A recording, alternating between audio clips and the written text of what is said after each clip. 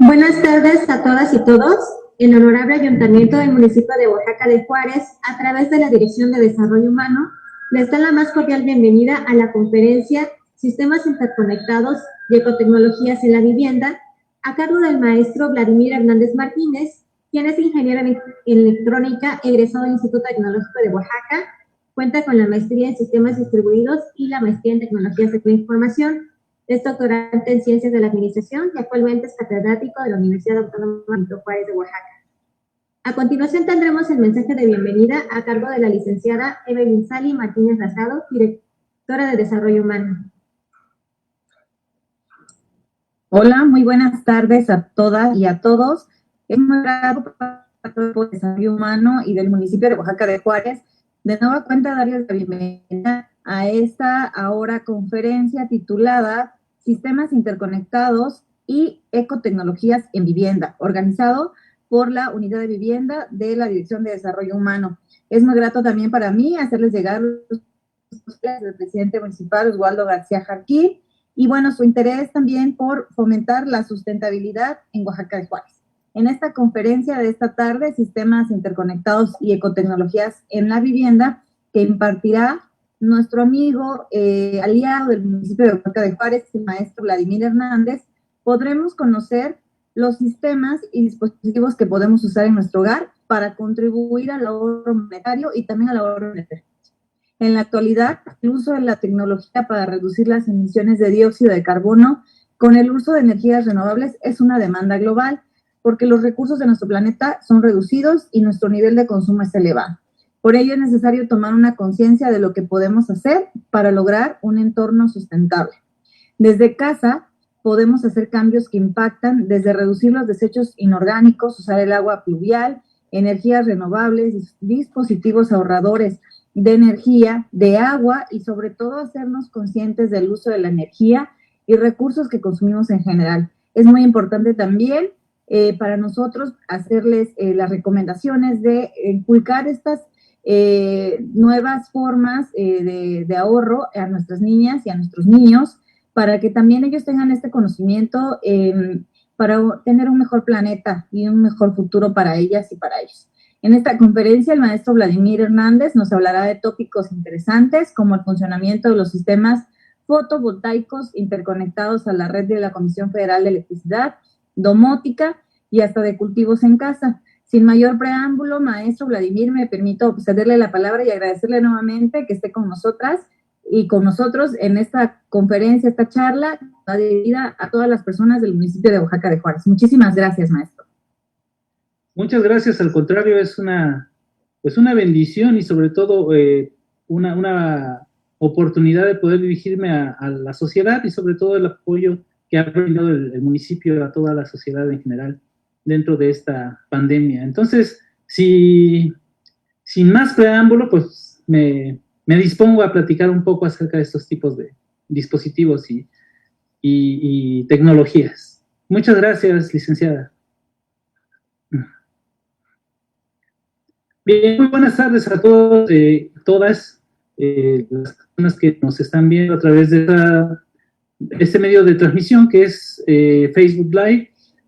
Pues en esta oportunidad vamos a platicar acerca de algunos sistemas interconectados, pero también algunas cosas que tienen que ver con tecnologías en el hogar, pero también muy importante de destacar algunas características que tienen que ver precisamente con la ecología.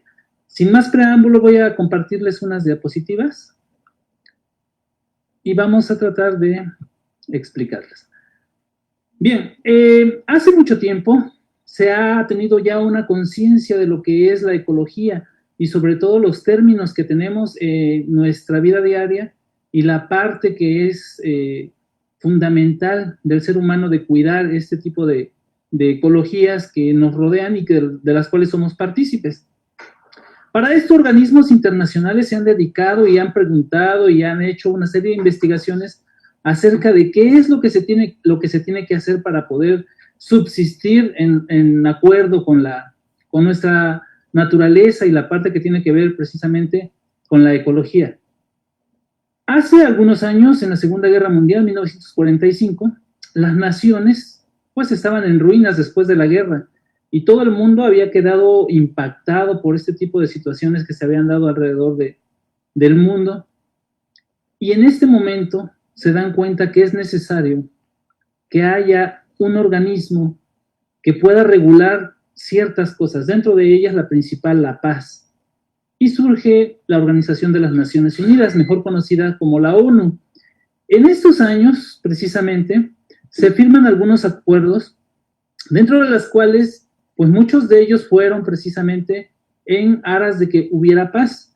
Las Naciones Unidas nacieron oficialmente el 24 de octubre de 1945 y convocaron a varios países. La mayoría eran pues miembros de esta organización a través de una invitación, pero no solo se quedó ahí, sino que en ese año 51 países se reunieron allá en San Francisco y decidieron firmar un documento. Este documento, aunque era su principal objetivo la paz, sucede que actualmente tiene algunos otros fines. Voy a correr un video para que veamos los fines de la ONU, y esto tiene que ver mucho con la cuestión ecológica y de la parte de conciencia que debemos hacer en el mundo acerca de lo que hoy azota al país, a nuestro país, México, nuestro estado, pero también al mundo.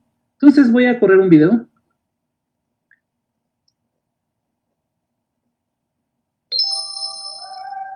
Bonito, ¿verdad?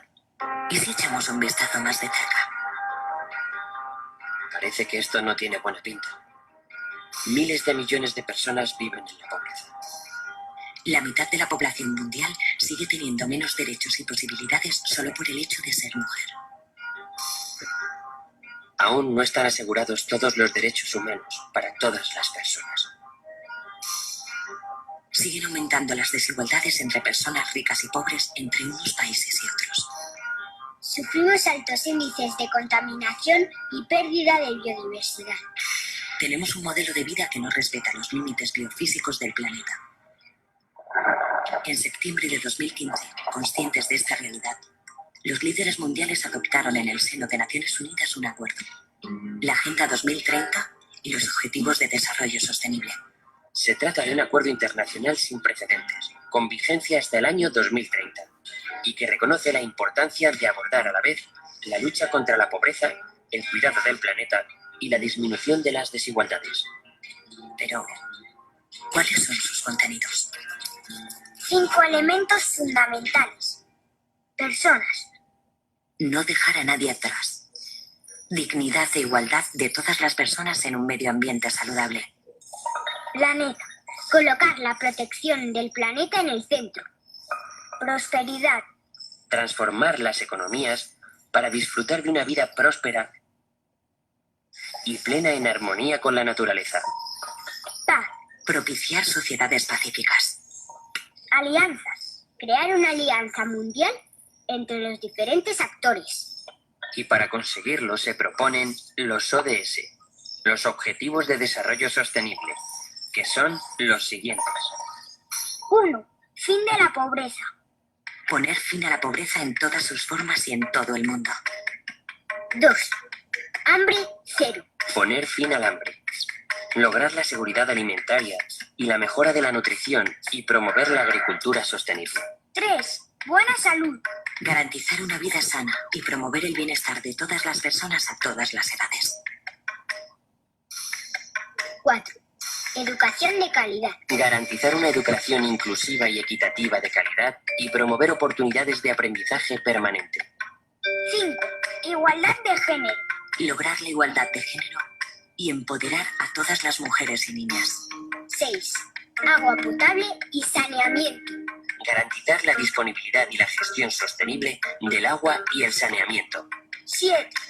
Energías sostenibles. Garantizar el acceso a una energía asequible, fiable, sostenible y moderna. 8.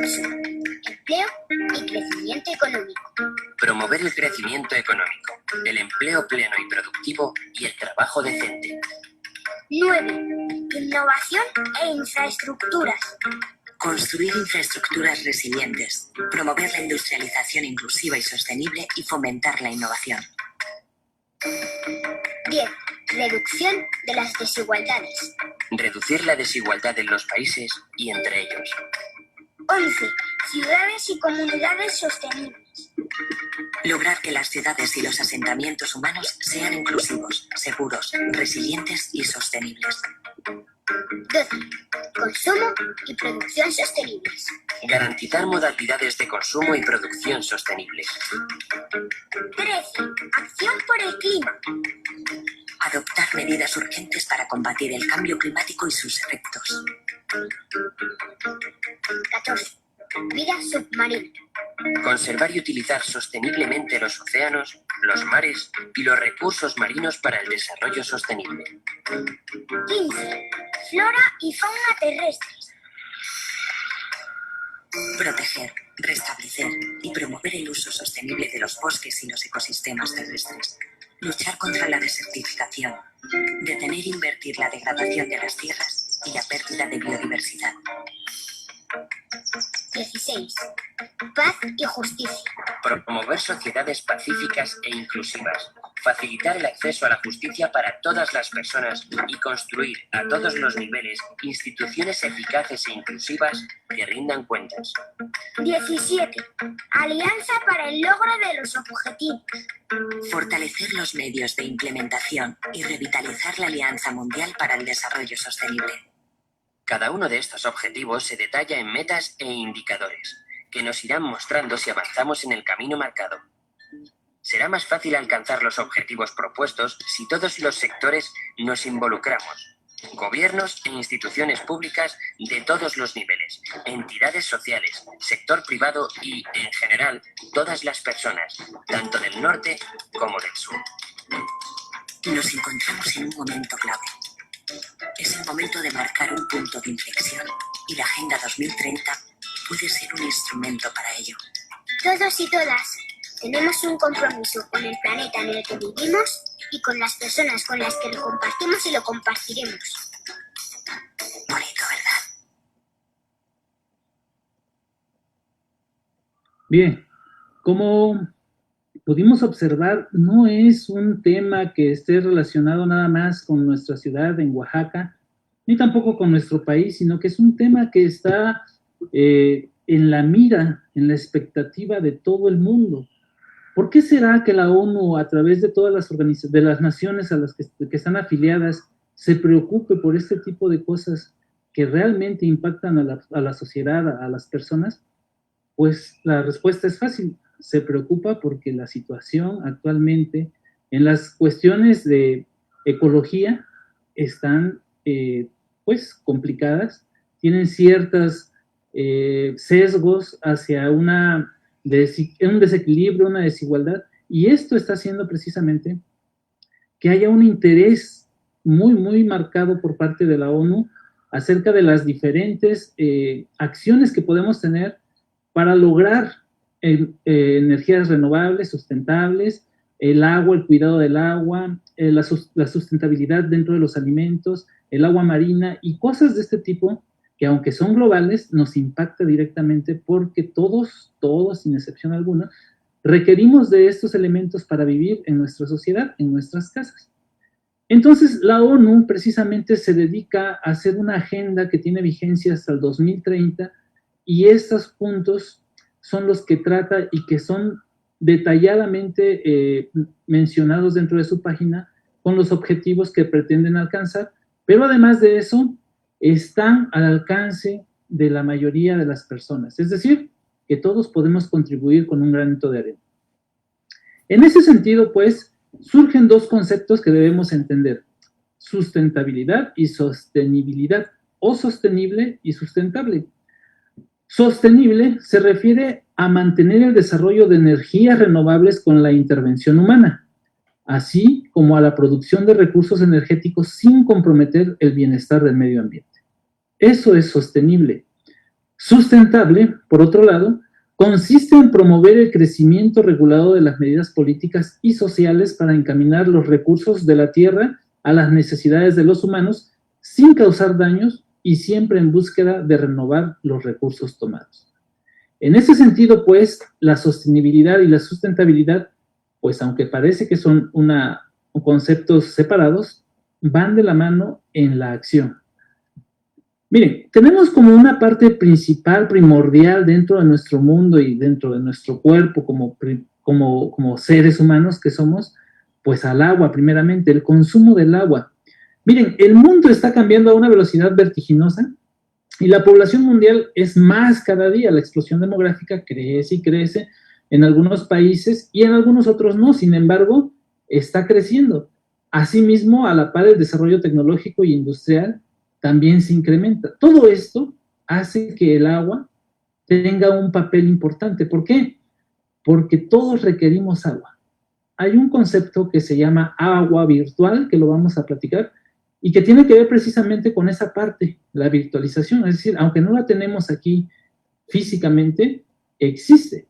Ahora, para contribuir a alcanzar ese suministro de agua, pues nosotros debemos de ver las cosas desde un punto de vista diferente. Ese es el objetivo de esta conferencia, hacer conciencia de los recursos que tenemos en casa. Miren, todos tenemos la forma, pues, la clara idea de cómo ahorrar agua. Desde pequeños se nos instruye y nos dice, no tires agua, lávate los dientes con un vasito nada más, utiliza una cubeta para lavar el vehículo, recolecte el agua pluvial para poder hacer algunas actividades en casa, pero eso, aunque son buenas acciones, no es suficiente.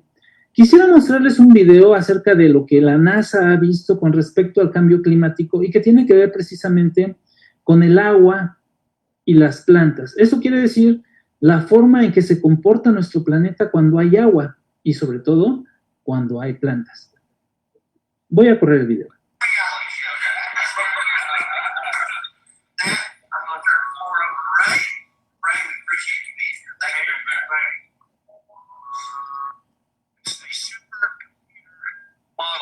By NASA, showing of the red and purples being CO2.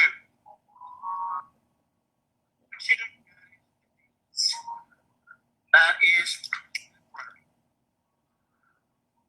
March. Now, what are we doing? March, what do we do?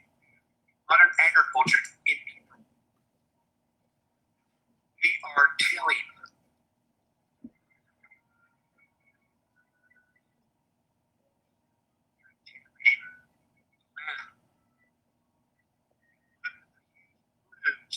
CO2.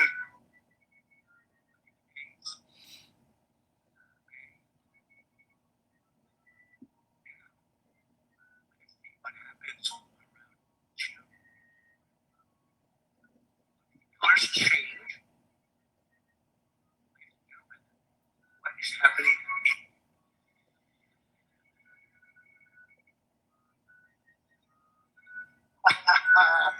You see how powerful living plants are? You imagine if we had all our rangeland and all our cropland covered. Covered planet is a healthy planet. We can fix a lot of our climate issues to bring the CO2.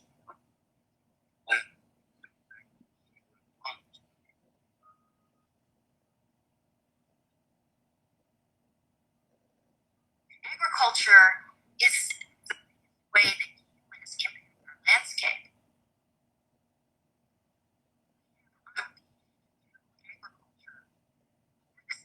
Over the millennia, now up in the atmosphere. It's now part of that legacy load of carbon dioxide.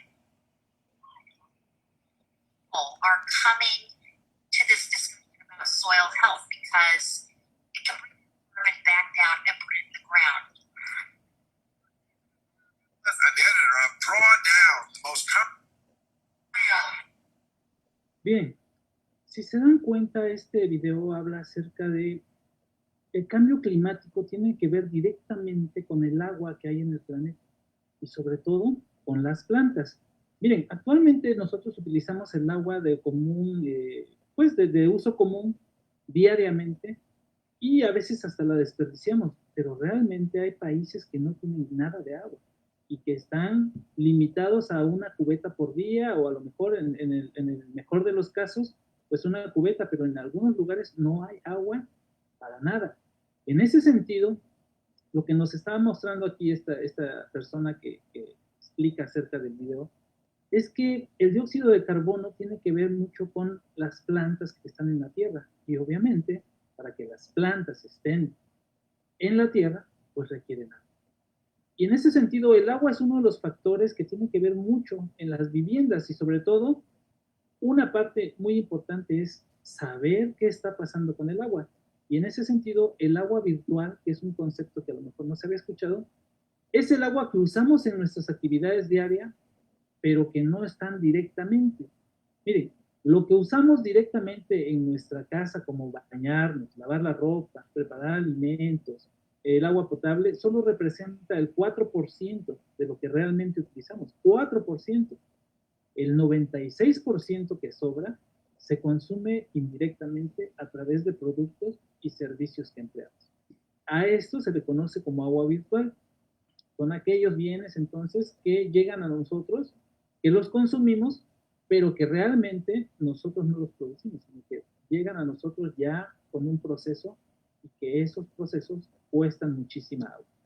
En esta gráfica quiero mostrarles que el agua virtual en los productos se gasta como no tienen idea. Miren, por ejemplo, para hacer un jugo de naranja de 200 mililitros se requieren 50 litros de agua. O sea que por un empaque de 200 mililitros gastamos 50 litros de agua. Ahora, un jugo de naranja envasado de 200 mililitros son 170 litros, ¿sí?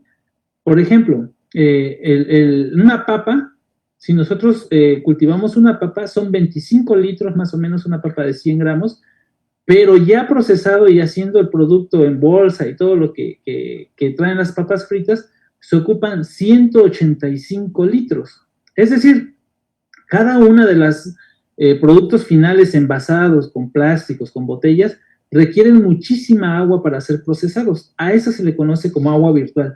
Nosotros no vemos cómo se está gastando, cómo se está yendo al drenaje y cañerías, pero que realmente constituyen un valor en cuanto a volumen muy alto, demasiado alto. Por ejemplo, para 1 kilo de maíz se requieren 900 litros, para 1 kilo de trigo, 1,200 litros, para la carne de pollo, 3,200 litros, carne de cerdo, estamos hablando de kilos, 6,300 litros, carne de res, 15,000 litros, y si nos vamos con algunos otros alimentos, vemos que para tener cosas pequeñas como 250 mililitros de té, se requieren 35 litros de agua para procesarlas. Para un vaso de cerveza de 250 mililitros, 75 litros. Y si nos damos cuenta, toda esta agua que es virtual, porque nosotros no nos está llegando directamente el agua, sino que nos llega el producto, pues normalmente es desechada. Hay algunos casos que gastan demasiada agua, como en el caso de las tecnologías. En el caso, por ejemplo, de una playera de algodón, son 2,000 litros de agua que se ocupan para hacer una playera de algodón. Un par de zapatos de piel son 8,000 litros. Un pantalón de mezclilla, 10,000 litros. Un teléfono celular, 23,200 litros. Y un televisor, 136,000 litros. Uno diría, bueno, ¿y por qué se gasta el agua en eso si es plástico y es metal? Bueno, es que el agua tiene muchas formas en las que se puede utilizar y las formas en que se pueden aplicar a cortadores de presión de agua, a líquidos que son mezclados con agua, muchas otras cosas que nos sirven para que se haga el producto final. Entonces, debemos tener en cuenta que el agua es una de las cosas muy importantes para nosotros y en casa sobre todo, porque actualmente desperdiciamos agua como si fuera algo que tenemos y tendremos por siempre. Sin embargo, no es así. Hoy en día las grandes empresas se han dedicado a concientizar, a utilizar sistemas de recolección de agua, como pueden ser los pluviales. Pluviales quiere decir agua de lluvia.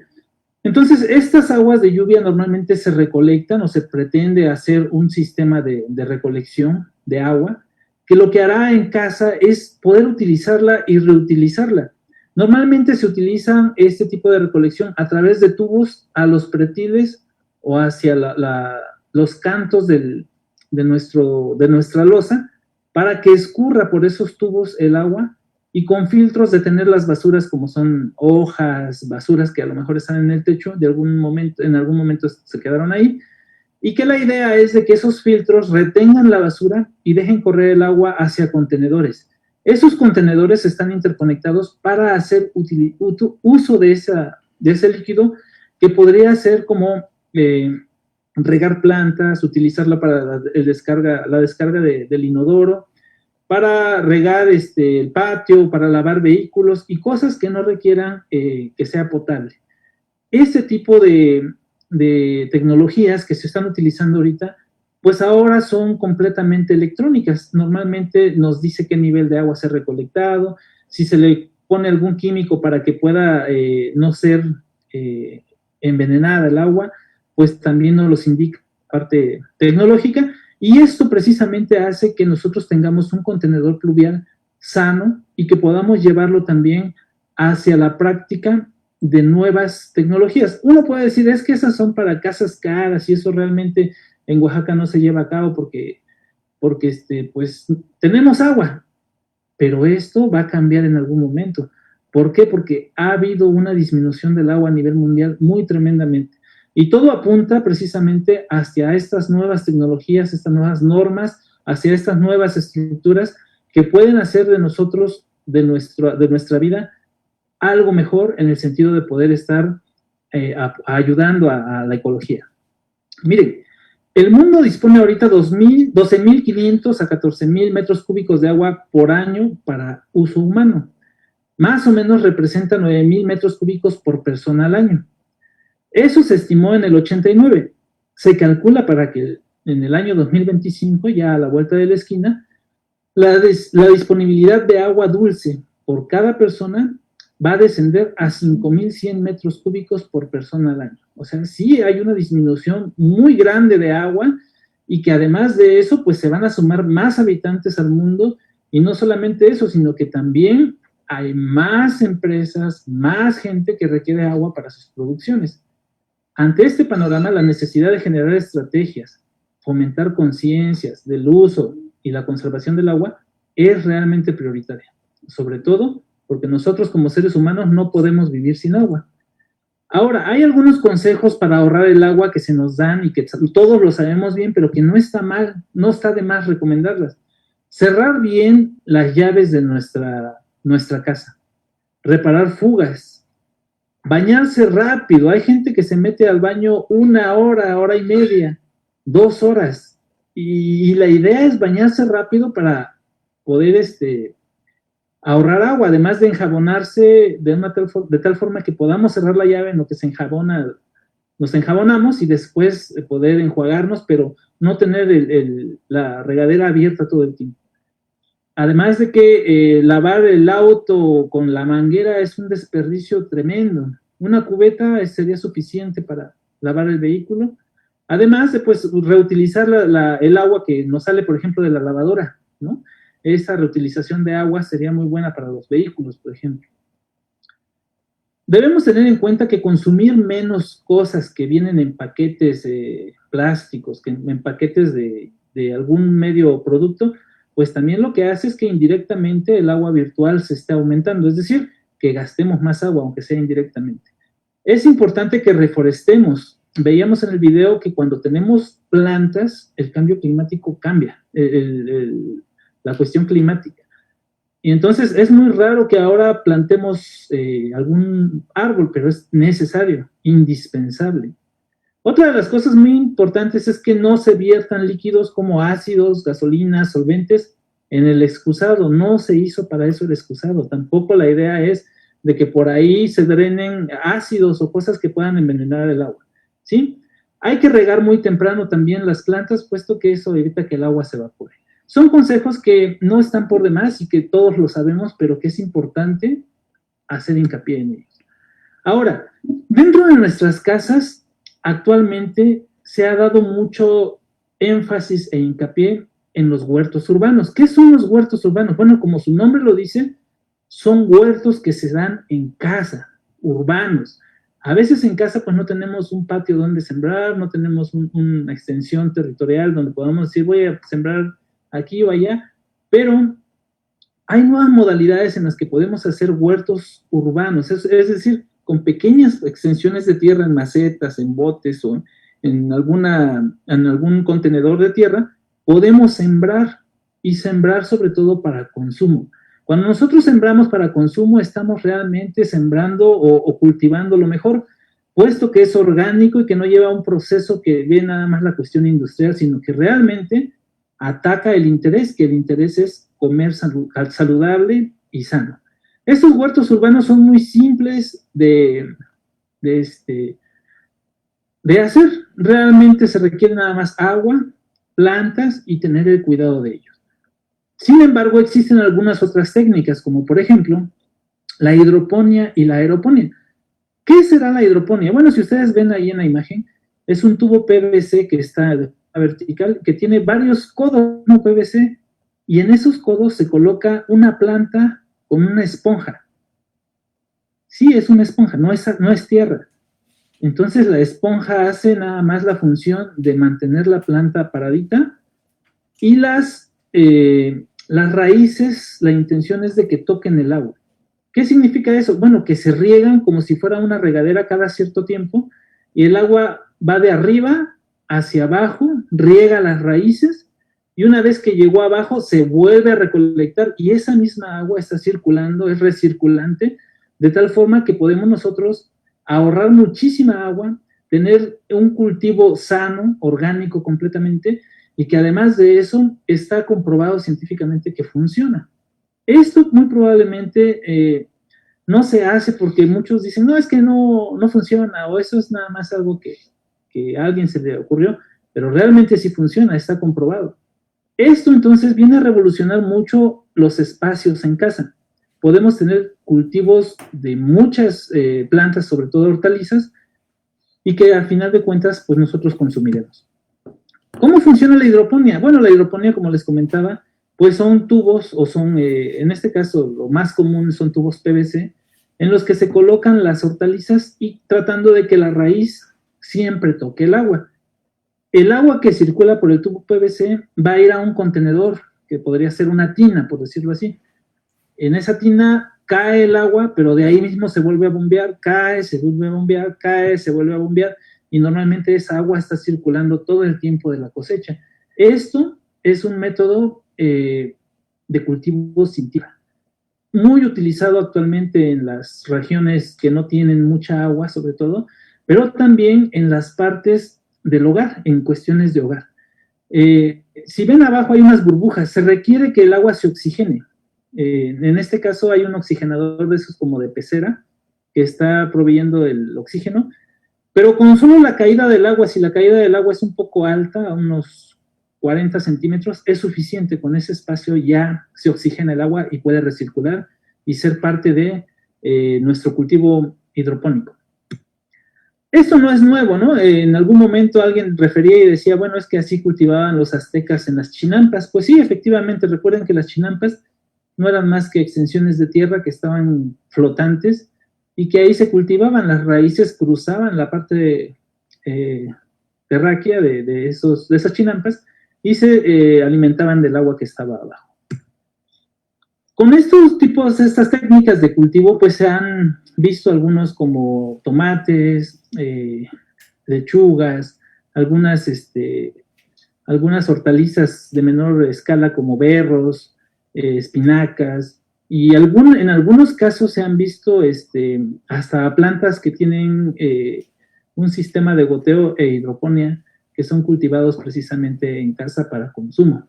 Entonces, esa es una de las técnicas en las que podemos nosotros en casa ahondar, ser propios productores y sobre todo un consumo completamente orgánico. Sabemos de dónde viene el cuidado y si se siembra constantemente, pues siempre habrá un abastecimiento. Por otra parte, también, una de las técnicas que se ha dejado de lado, pero que todos conocemos, pues son las compostas. Miren, una composta en su definición más básica dice que es un abono orgánico que se conforma por la degradación microbiana de materiales acomodados en capas y sometidos a un proceso de descomposición. Los microorganismos que llevan a cabo esta descomposición o mineralización de los materiales ocurren de manera material en el ambiente. El método para producir ese tipo de abono es económico y fácil de implementar. Todos, sin duda alguna, tenemos desechos orgánicos en casa. Desde el cascarón de huevo, la cáscara de zanahoria, de papa, tomate y todo lo que podemos nosotros desechar de manera orgánica se puede tratar como una composta. Ahora, hay cosas muy interesantes que se han hecho en cuestión de compostas en otros países. Por ejemplo, San Francisco es un país, digo, es un estado del país vecino, en donde se implementó un sistema de compostas de 3 botes. Un bote verde para todo lo que es orgánico, se ponga ahí, un bote azul que es para todo lo reciclado, y un bote negro en el caso de que no les dé tiempo y lo metan todo como usualmente se hace en nuestro país. Y hay una multa por aquellos que tengan cosas en el bote negro. Mientras sea en el bote verde y en el bote azul, perfecto, hasta se les dan bonos porque están trabajando de una manera sostenible. Ante esto, San Francisco ha sido parteaguas para la sostenibilidad y sobre todo que están generando no solamente recursos económicos, sino una manera de aportar al medio ambiente de una manera sana.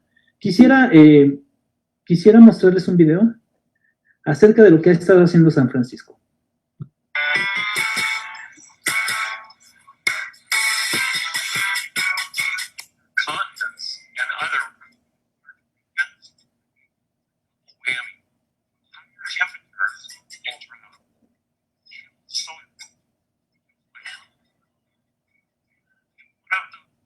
So that challenge to collect cities like San Francisco, local farms, some drinking water,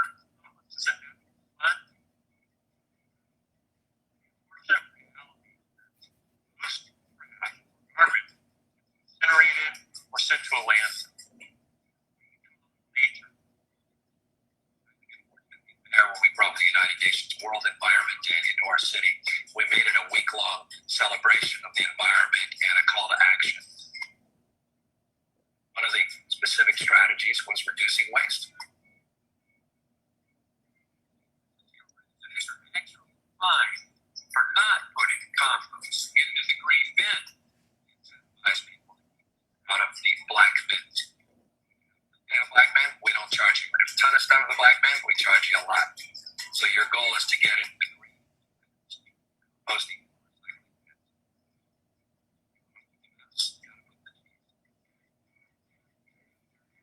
Francisco, we're collecting 700 tons of food scraps and plant cuttings per day.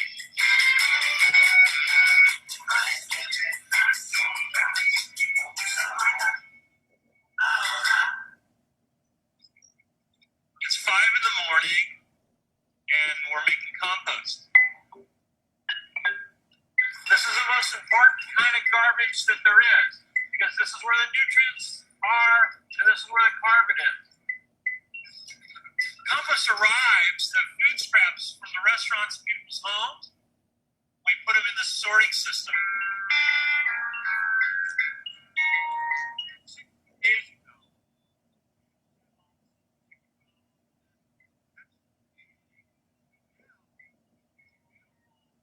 Finished compost. And I'm digging, it's quite warm here, still composting very actively. We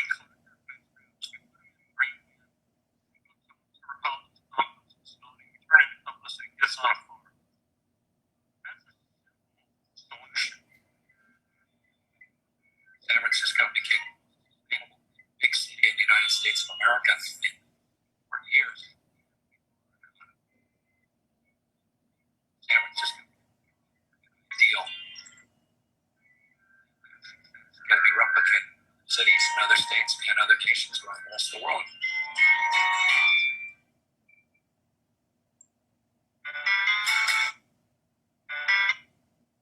Bien, si nosotros nos damos cuenta, realmente la composta es algo que se puede hacer de manera fácil, sencilla, que tiene una parte eficaz en la cuestión de producción y que tiene que ver en nuestra alimentación. Hay otro tipo de compostas que tienen alguna... Bueno, más bien, quiero mostrárselos a través del video. Estos videos son tomados de diferentes países y que están trabajando con esas nuevas tecnologías. Por eso la mayoría están en inglés. Así que voy a correr este otro video y luego lo comento. And maybe I am.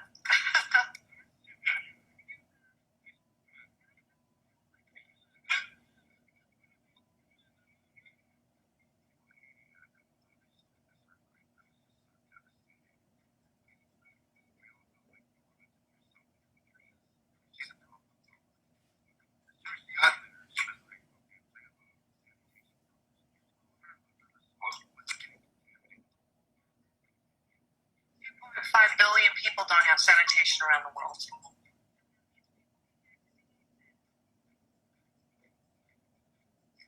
need people around the world to have composting toilets so they can learn how to collect and treat their own waste for their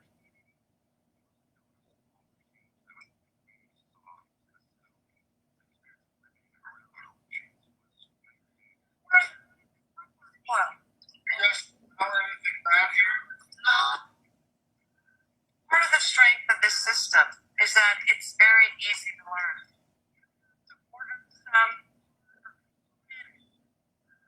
Learn how to do this everywhere. Sawdust available? What I love about thermophilic composting is that it helps address multiple climate change issues. It helps us protect water resources, treating it and getting rid of all the pathogens and ending up with compost. When it's finished, it will be like beautiful dirt. You can then amend the soil and have more crop growth. The only problem with it is that people are hung up on the fact that it's human feces. We just in general as humans have a But what most people don't know is that all across America, if you buy some potty mix, it probably has biosolids in it, and that comes from human sewage. We eat food, we poop it out, treat it, boil it, then the plants, and then the circle just goes around and around.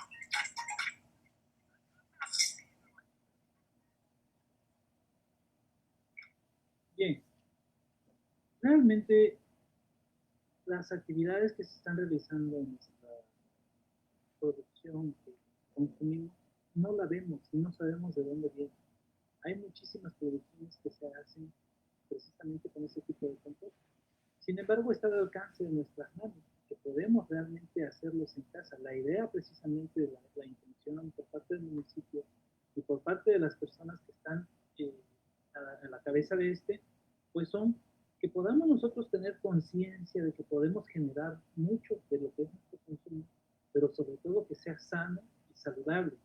En ese sentido también viene otro punto interesante dentro de la Agenda 2030 de la ONU y que es parte primordial de nuestro diario vivir. Esta es la energía renovable.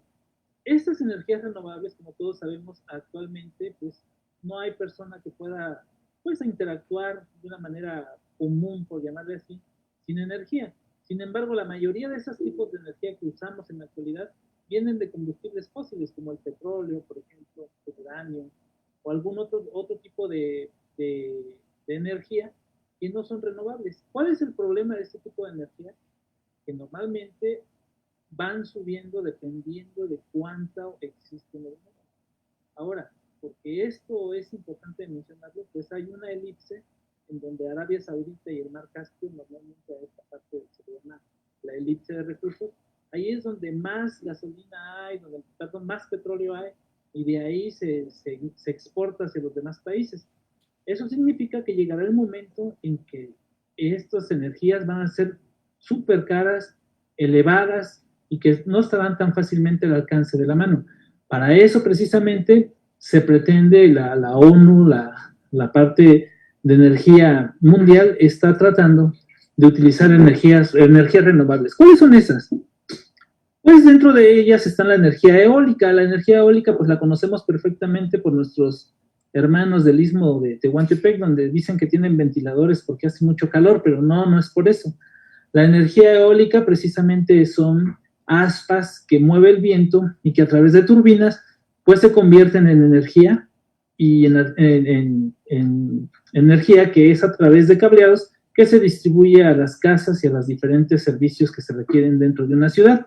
Estas energías eólicas pues, prácticamente son con una industrialización bastante elevada, con conocimiento ingenieril, y que tiene que ver precisamente con la energía del aire. Ahora, no solamente se está dando a través del aire, sino que dicen que en el mar hay muchísimo más aire que en la tierra. Entonces se han puesto ya turbinas eólicas dentro del mar para poder captar el aire y así llevarlo hacia una red eléctrica que suministra a la sociedad. Este tipo de energías renovables cada vez es más y más utilizada en todo el mundo. Ahora, estas energías como tal tienen una característica, no contaminan. Entonces, hablando de eso, pues también existe la energía fotovoltaica. ¿Qué es la energía fotovoltaica? Bueno, pues es la utilización de módulos electrónicos que captan la intensidad del calor del sol o la luz del sol y que eso lo van guardando tanto en un banco de baterías o directamente hacia la red eléctrica. ¿Cómo es eso? Bueno, pues normalmente se colocan celdas solares, se le llama como celdas solares, su nombre correcto es celdas fotovoltaicas, a cierta inclinación, con cierta orientación para que el sol incida directamente sobre ellas y ellas captan energía solar que la transforman en energía eléctrica. Se utilizan mucho actualmente en lugares donde no existe red eléctrica, pero sucede que actualmente se están utilizando en conjunción. Es decir, tanto en energía fotovoltaica como energía de la que nos suministra Comisión Federal. Miren, en el 2007, Comisión Federal permite a los usuarios de todos los que tienen, pues ahora sí que energía a través de ellos, generar su propia energía mediante el uso de sistemas solares. Esta idea es interconectar la red eléctrica con la red de energía solar que cada quien pudiera tener en su casa.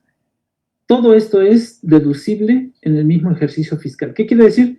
Que puede haber una disminución tremenda en el consumo de energías. Un sistema fotovoltaico, eso significa SFBI, interconectado, es un sistema que aprovecha la radiación solar, la convierte en electricidad y continúa interactuando con la red eléctrica de la Comisión Federal. Si se pensó que en algún momento este panel fotovoltaico o una celda solar son caros, realmente ya no son tan caros actualmente y que tienen algunas características especiales. Lo que se requiere para un sistema interconectado dentro de una vivienda son los siguientes: paneles solares, es decir, esas placas que vemos que brillan a veces en las azoteas de nuestras casas. Esas convierten la radiación solar en electricidad. Luego, necesitamos un inversor de corriente. ¿Qué significa?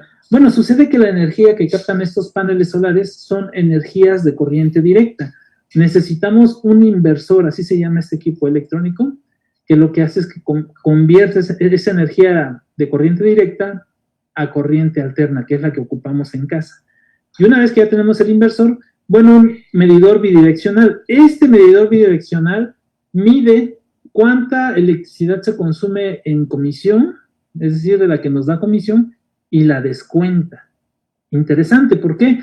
Porque si nosotros generamos mucha energía solar, nos va a descontar a nuestro recibo de luz que nos da comisión. Esto es precisamente lo que hace este sistema fotovoltaico. Miren, el país cuenta con niveles privilegiados, por llamarle así, de irradiación solar. Más o menos tenemos 5 kilowatts por metro cuadrado. Es de los más altos en el mundo. Y además se espera tener instalados 25 megawatts en estos módulos fotovoltaicos para el 2013. Ahorita estamos en el 2020 y realmente ya hay fotoceldas en casi todas nuestras poblaciones.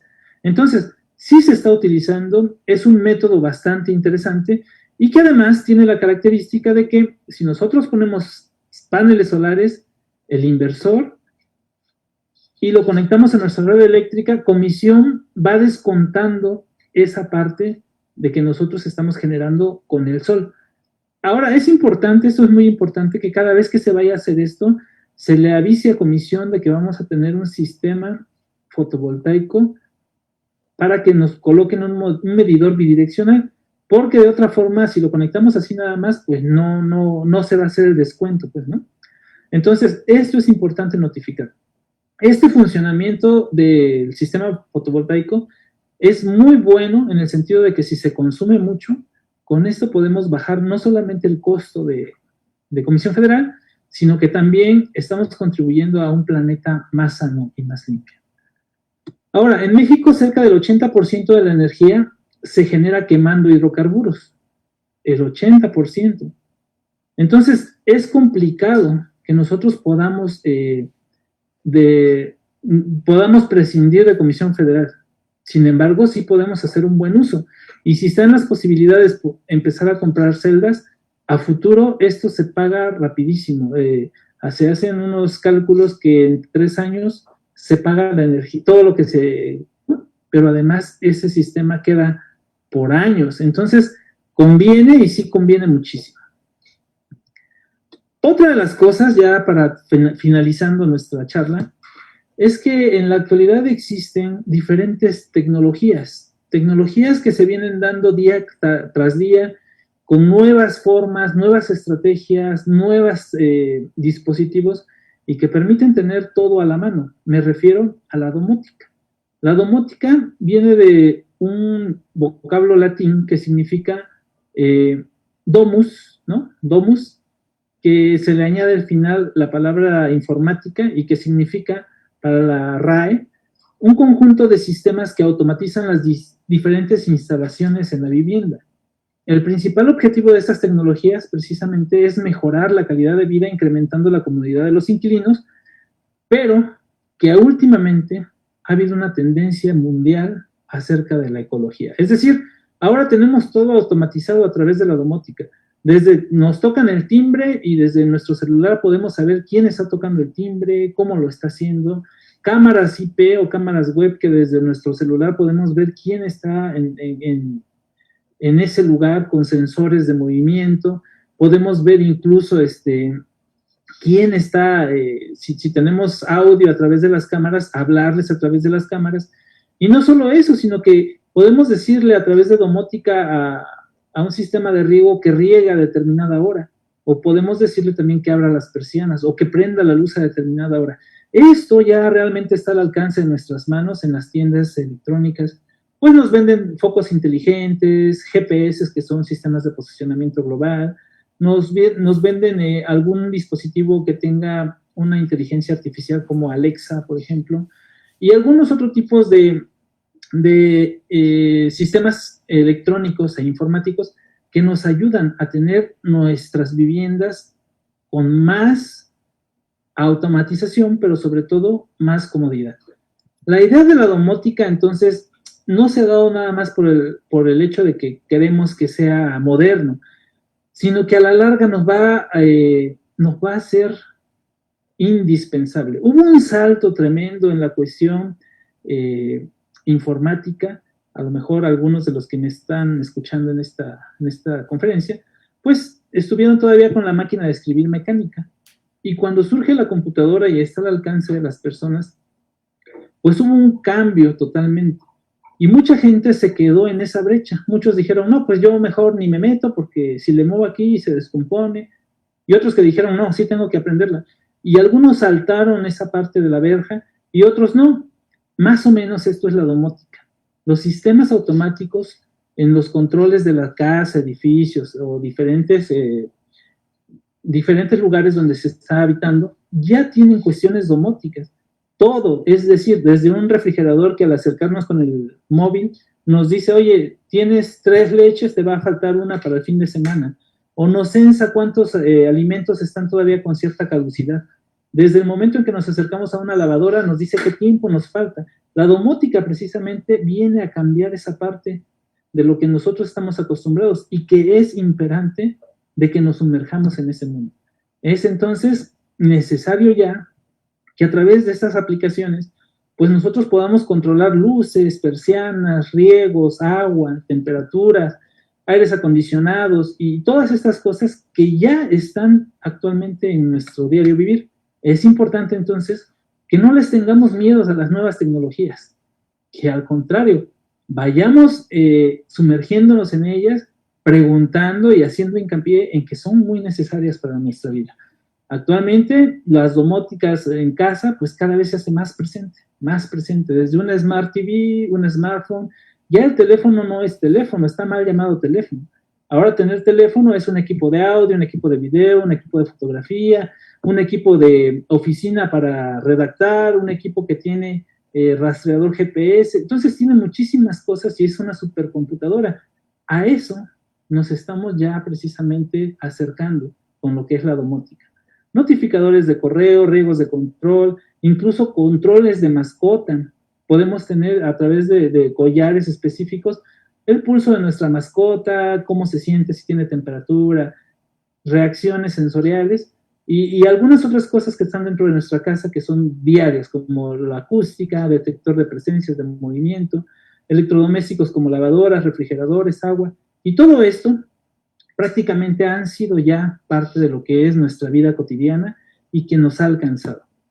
Esas partes de domótica, el agua y su utilización a través de medios de captación pluvial, la parte de la energía y sistemas fotovoltaicos que pueden darnos un ahorro en cuanto a la economía, en cuanto a Comisión Federal, pero también a energías renovables, pues hacen que cada vez nosotros nos demos cuenta de que el mundo está cambiando, constantemente en cambio, y que hace que nosotros estemos a la expectativa de que es momento de empezar a ver esas nuevas tecnologías, no con miedo, sino más bien con precaución, porque la otra parte es que como ya le confiamos muchas cosas a estas tecnologías, pues también debemos saber con quién o a quién se la estamos confiando. Bueno, sin más, por el momento y esperando que esta charla haya sido por lo menos de su agrado o que hayan captado algunas cosas, pues voy a dejar el lugar a quien corresponda por parte del municipio. Y como siempre es un placer y un honor estar colaborando con nuestra ciudad. Gracias, maestra Miriam. Gracias, maestro Vladimir, por su participación e invitarnos a la reflexión sobre el consumo energético y del agua. Les agradecemos a todas y todas quienes siguieron esta transmisión su interés y los invitamos a seguir pendientes de las actividades que organiza el municipio de Oaxaca de Juárez para todos ustedes. Muy buena tarde. Hasta luego.